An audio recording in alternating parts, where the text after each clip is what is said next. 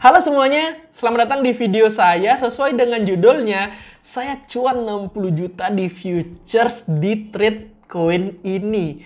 Buat yang nanya, ini dia aplikasinya. Saya pakainya Binance. Kamu bisa pakai kode saya atau daftar link di bawah buat yang belum punya akun untuk dapetin diskon fee.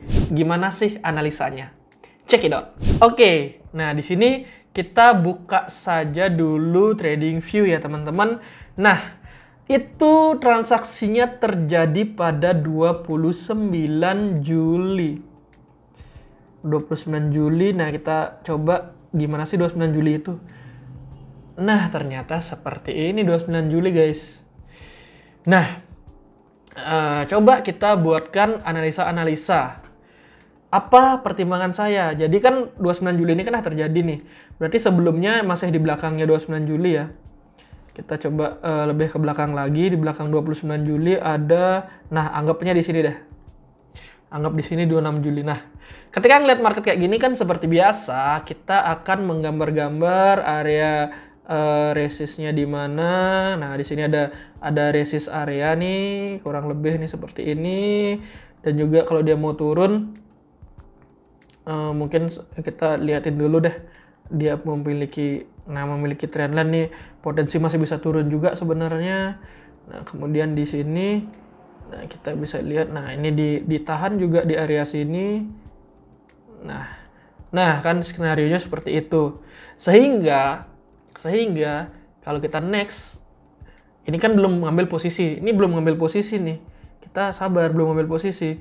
Kemudian next satu candle jebol kan dia, jebol. Harusnya ketika jebol kita sama-sama tahu ketika jebol kita udah takut nih, tapi ternyata jebol tapi ketarik ke atas membentuk suatu price action di mana artinya buyer lebih kuat, buyer menekan harga.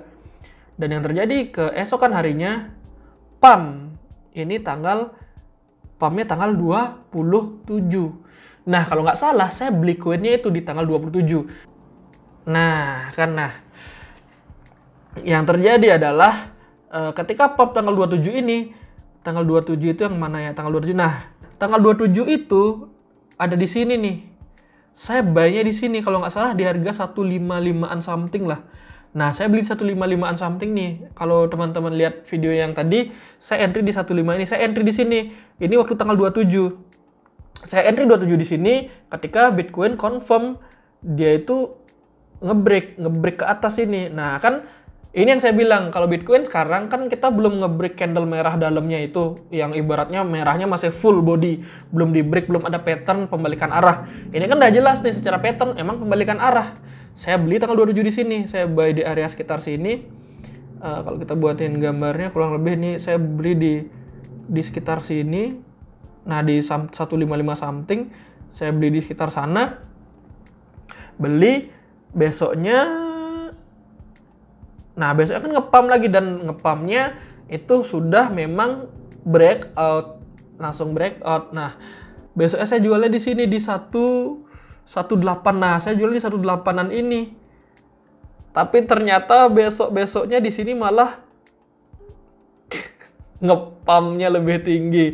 Nah, itu dia alasan pertamanya, karena Bitcoin memang responnya waktu itu sedang bagus, walaupun setelahnya berkali-kali reject di area pucuknya, tapi di sini tetap koinnya ini tetap menggila walaupun memang juga mengikuti Bitcoin akhirnya longsor.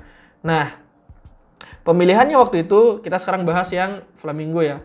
Pemilihannya waktu itu seperti apa? Nah, kita kan pertama confirm ke Bitcoin tuh. Bitcoin kita confirm Bitcoin. Kemudian di sini yang waktu terjadi itu kita ke belakang, kita ke area belum pump. Nah, kita kan nggak tahu dia bakal naik. Nah, yang saya lakukan ini sangat sederhana.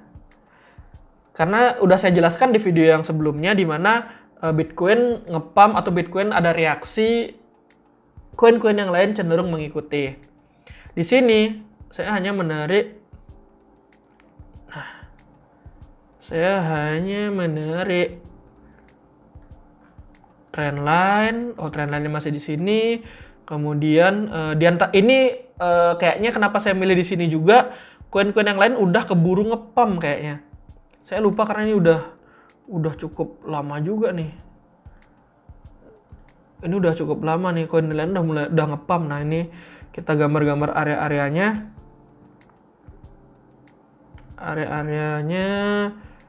Area-area di mana aja. Coba, nah ini, oh nih di areanya ada di sini. Areanya ada di sini. Dan ini juga area ininya. Area trend lainnya. Nah, pertimbangannya emang kelihatannya simpel kali. Memang simpel kali itu loh. Jadi pertimbangannya mencari koin yang memang waktu itu ini belum ngepump. Dan bener kan besoknya saya tapi buru-buru jualan di tanggal 29. Padahal besoknya itu malah ngepumpnya sampai 29%. Dengan leverage yang saya gunakan itu mungkin udah lebih cuan banget. Karena saya dapatnya di harga 15-an entry saya.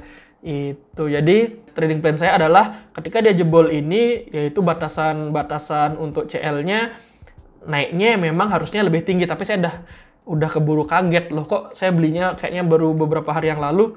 Nggak sampai beberapa hari yang lalu lagi, kok udah cuannya udah gede banget. Dan dengan entry cuma $1.000. Itu kan bener-bener beggar itu namanya. Makanya ini bisa dilihat market emang responnya dengan ngepump. Nah, beda cerita kalau misalnya ketika saya ngelihat itu posisinya ya lagi di sini misalnya lagi contohnya kan sekarang kan dia breakdown kan breakdown nih. Nah, kan udah secara, coba kita hilangin dah replaynya, posisi FLM di mana sekarang. Nah, kan udah hancur tuh. Kalau kita maksa di area-area ini nge-short, area-area sini nge-long, ya nggak ada artinya karena emang trennya udah dipatahin, trennya udah nggak sesuai tren. Ini kan 1-2 nggak lewat, jeder, hancur. Di sini juga area yang udah kita bilang area supportnya juga udah dijebol. Nah, kan nggak bisa kita paksa. Makanya memang saya sukanya yang masih di area terlemahnya, tapi nggak downtrend. BTC juga lagi ngepump, saya buy. Dan waktu itu pilihan saya ada di koin ini. Dan sekarang posisi Bitcoin belum jelas, saya belum ada ngambil buat di swing. Nah, kalau ada pertanyaan atau mau bahas konten apa tentang kripto atau saham, bisa komen di bawah ya. Itu aja dari saya Yoga Arsana, pamit.